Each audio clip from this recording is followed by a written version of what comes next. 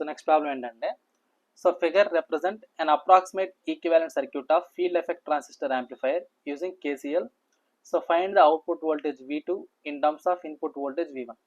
So ఇక్కడ నాకు V1 V2 అనేది కనుక్కోమన్నాడు. సో ఇదేంటంటే ఫీల్డ్ ఎఫెక్ట్ ట్రాన్సిస్టర్ యొక్క యాంప్లిఫైయర్ అంట. సో దానికి KCL అనేది ఫామ్ అనేది ఇచ్చాడు. సో ఈ సర్క్యూట్ నుంచి మనం ఏం కనుక్కోవాలంటే ఇక్కడ V1 V2 అనేది కనుక్కోవాలా, వాటి యొక్క రిలేషన్షిప్ అనేది కనుక్కోవాలన్నమాట. సో ఇక్కడ మీరు అర్థం చేసుకున్నట్లయితే సో దీన్ని ఏ విధంగా సాల్వ్ చేస్తాం చూద్దాం. సో ఇక్కడ చూడండి. సో ఫస్ట్ ఇక్కడ ఈ లూప్లో పాస్ అయ్యే కరెంట్ అనేది I1 అనుకుందాం.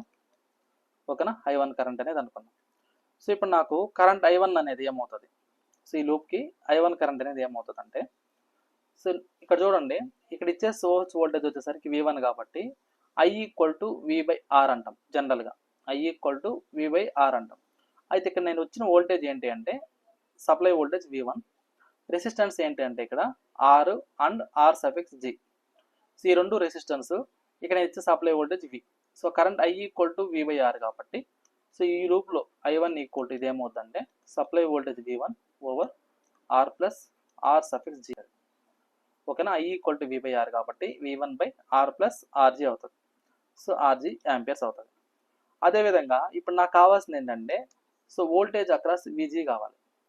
సో VG కావాలి అన్నప్పుడు ఇక్కడ మనకు రెసిస్టెన్స్ R కానీ RG కానీ రెండు సిరీస్లో కనెక్ట్ అయినాయి. రెండు రెసిస్టెన్స్ సిరీస్లో కనెక్ట్ అయినప్పుడు నాకు రెసిస్టెన్స్ ఒక పర్టికులర్ రెసిస్టెన్స్ దగ్గరే కావాలన్నట్లు మనం ఏం చేస్తారంటే వోల్టేజ్ డివిజన్ రూల్ అనేది అప్లై చేసుకుంటాం. వోల్టేజ్ డివిజన్ రూల్ అప్లై చేస్తే ఇక్కడ V∗G దగ్గర సో వోల్టేజ్ డివిజన్ రూల్ అంటే ఏంటంటే so total voltage into across resistance by total resistance. So total resistance so ఇది సో VG = V1 ఇంటూ R∗G/R ప్లస్ RG. సో ఇది వోల్ట్స్ అన్నమాట. ఇది వోల్టేజ్ డివిజన్ రూల్ అప్లై చేస్తే నాకు వచ్చిన వోల్టేజ్ V∗C. సో ఇక్కడ మనం ఏం చేస్తారంటే ఏదైతే లూప్ ఉందో ఈ లూప్లో ఇక్కడ మనం ఏం చేస్తారంటే ఒక పర్టికులర్ పారామీటర్ అనుకుంటాం. ఇక్కడ ఫర్ ఎగ్జాంపుల్ ఇక్కడ నేను నోడ్ అనేది ఈ నోడ్ దగ్గర ఫర్ ఎగ్జాంపుల్ ఇది X అనుకుంటా. సో అప్పుడు నాకు X అనుకుంటే ఆ పర్టికులర్ నోడ్ X దగ్గర KCL అనేది అప్లై చేసుకుంటాం. సో ఇక్కడ ఏం చేస్తారంటే ఇక్కడ apply KCL. So apply KCL at X terminal. So ఆ పర్టికులర్ X దగ్గర నేను KCL అప్లై చేసుకున్నప్పుడు సో అప్పుడు నాకు ఇక్కడ మనకు యాక్చువల్గా ఇక్కడ కరెంట్ I1 అనుకున్నాం కదా, ఇందులో పాస్ అయ్యే కరెంట్ వచ్చేసరికి ఇది I2 అనుకుందాం. అదేవిధంగా ఇందులో పాస్ అయ్యే కరెంట్ వచ్చేసరికి I3 అనుకుందాం. సో మన అనాలిసిస్ ఈజీగా అవుతుంది అందుకని. సో ఇప్పుడు నాకు ఈ ఏదైతే ఇప్పుడు మనం నోటేషన్ అలా అజ్యూమ్ చేసుకున్నామో దాని బేసిస్కి ఇప్పుడు మనం KCL అనేది అప్లై చేసుకుంటాం. సో KCL అప్లై చేసినప్పుడు ఇక్కడ నాకేంటి ఈ ఆల్ఫా టైమ్స్ ఆఫ్ VG అనేది లీవ్ అవుతుంది, అదేవిధంగా I2 అనేది లీవ్ అవుతుంది, అదేవిధంగా I3 అనేది లీవ్ అవుతుంది.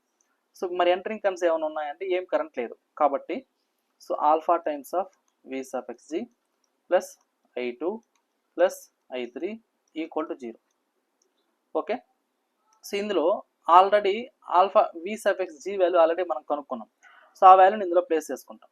సో అప్పుడు నాకు ఆల్ఫా ఇంటూ V∗G అంటే ఏంటంటే ఇక్కడ so V1 into so R∗G over R plus R∗G. So ఇది plus I2 plus I3 = 0. So ఇది ఈక్వేషన్ 2 అనుకున్నాం. సో ఇక్కడ ఆల్రెడీ మనం ఏదైతే V∗G కనుక్కున్నామో దీన్ని ఈక్వేషన్ 1 అనుకున్నాం. ఓకేనా, సో ఇప్పుడు దాకా ఇది. సో నెక్స్ట్ ఏం చేస్తారంటే ఇప్పుడు మనము సో కరెంట్ I2 ఏదైతే ఉందో సో అది ఇక్కడ మనం ఆల్రెడీ ఇక్కడ వోల్టేజ్ V2 అనుకున్నాం కదా, ఏదైతే వోల్టేజ్ V2 అనుకున్నామో సో ఇక్కడ చూడండి, ఇక్కడ నేను వోల్టేజ్ V2 అనేది అనుకున్నా అక్రాస్ R1 రెసిస్టెన్స్ దగ్గర, ఇది వోల్టేజ్ V2. సో ఇక్కడ వోల్టేజ్ V2 అన్నప్పుడు ఇక్కడ పొలారిటీ తీసుకున్నాం మనం ప్లస్ మైనస్ అని. సో దాన్ని బేస్ చేసుకొని ఇప్పుడు నాకు ఇదే వోల్టేజ్ V2 అనేది ఇక్కడ అపీర్ అవుతుంది. ఓకేనా, వోల్టేజ్ V2 అనేది ప్యారలల్ సర్క్యూట్ కాబట్టి సేమ్ అపీర్ అవుతుంది, ఇదేమో ప్లస్ ఇదేమో మైనస్. సో కాబట్టి దీని నుంచి I2 కరెంట్ ఎలా రాసుకోవచ్చు అంటే మనము వోల్టేజ్ V2 ఓవర్ R∗D అవుతుంది. అదేవిధంగా I∗3 ఏమవుతుందంటే ఇది so voltage V2 over R1 అవుతుంది. సో ఇప్పుడు నాకు V2 ఓవర్ RD, అదేవిధంగా I3 = V2 over R1. So ఇవి నాకు వచ్చిన వాల్యూస్ ఏది in terms of I2 I3 values. ఈ I2 I3 వాల్యూస్ మనం ఏం చేస్తారంటే ఏదైతే ఈక్వేషన్ 2 అనుకున్నామో ఈ టూలో మనం ప్లేస్ చేసుకుంటాం, దీనిలో ప్లేస్ చేసుకుంటాం. సో అందులో ప్లేస్ చేసినప్పుడు నాకేమొస్తుందో చూద్దాం. So alpha into v1 r suffix g over r plus rg plus next ఏంటి i2 అంటే ఏంటి v2 by r suffix d. So v2 over r suffix d plus next ఏముంది v2 over r1. So v2 over r1 equal to 0. So ఇది అన్నమాట. So అదేవిధంగా so ఇక్కడ నాకేంటంటే ఇక్కడ వోల్టేజ్ v2 ఉంది కదా, వోల్టేజ్ v2, ఈ వోల్టేజ్ v2ని మనం ఇక్కడ ఈ యొక్క ఈక్వేషన్ నుంచి ఏం రాస్తామంటే ఇక్కడ మనము v2 అనేది ఒక సైడ్ రాసుకుంటాము, అదేవిధంగా v1ని ఇన్ టర్మ్స్ ఆఫ్ వేరే విధంగా రాసుకుంటాం, అంటే వేరే సైడ్ రాస్తాం. ఇక్కడ అడిగింది ఏంటన్నాడు, ది అవుట్పుట్ వోల్టేజ్ v2ని ఇన్ టర్మ్స్ ఆఫ్ v1లో రాయమని చెప్పాడు. క్వశ్చన్లో ఇచ్చింది అదే, అవుట్పుట్ వోల్టేజ్ v2ని ఇన్ టర్మ్స్ ఆఫ్ v1లో తీసుకోమన్నాడు కాబట్టి సో v2 అంతా ఒక సైడ్, v1 అంతా ఒక సైడ్ తీసుకున్నాం. సో ఇప్పుడు నాకు so v2 by rd plus v2 by r1 equal to so v1 into alpha r suffix g over r plus r suffix g. So ఇది ఈ రెండిట్లో నుంచి నేను v2 కామన్ తీసుకుంటే ఇదేమవుతుంది 1 by r suffix d plus 1 by r suffix 1 equal to v1 into so ఇక్కడ చూడండి ఇది ఈ సైడ్ పోతే మైనస్ వస్తుంది ఇక్కడ. సో కాబట్టి minus alpha into r suffix g over r plus r suffix g. So ఇక్కడ నాకు ఇక ఇదేమవుతుంది, దీనికి ఎల్సిఎం తీసుకుంటే ఇదేమవుతుంది అంటే నాకు r1 plus rd by r1 rd అవుతుంది, అంతేనా. సో ఇది ఏమవుతుంది అంటే నాకు ఎల్సిఎం తీసుకున్నట్లయితే r1 plus rd over r1 into rd ఇది అవుతుంది. సో ఇక్కడ వచ్చేసరికి alpha into r suffix g over r plus r suffix g.